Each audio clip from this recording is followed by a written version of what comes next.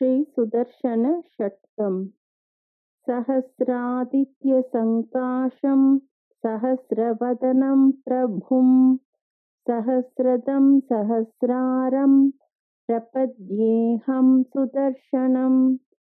सहस्रादित्यसङ्काशं सहस्रवदनं प्रभुं सहस्रदं सहस्रारं प्रपद्येऽहं सुदर्शनम्।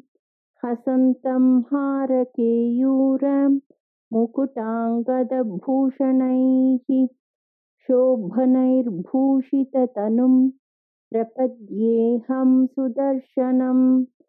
स्राकारसहितं मन्त्रं वदतां शत्रुनिग्रहं सर्वरोगप्रशमनं प्रपद्येऽहं सुदर्शनम्।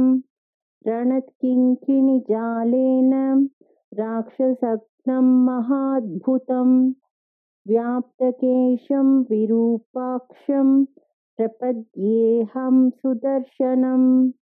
हुङ्कारभैरवं भीमं प्रणतार्तिहरं प्रभुं सर्वदुष्टप्रशमनं प्रपद्येऽहं सुदर्शनम्। पक्षारान्तमनिर्देश्यं दिव्यमन्त्रेण संयुतं शुभं प्रसन्नवदनं प्रपद्येऽहं सुदर्शनम्।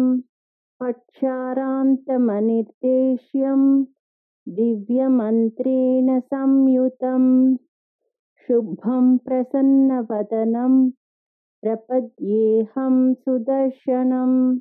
एतैषद्विस्तुतो देवः प्रसन्नः श्रीसुदर्शनः रक्षां करोतु सर्वात्मा सर्वत्र विजयी भवेत्।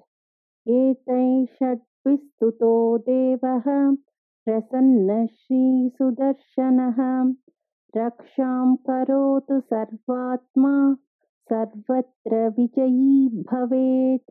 इति श्रीसुदर्शनषट्कं सम्पूर्णम्।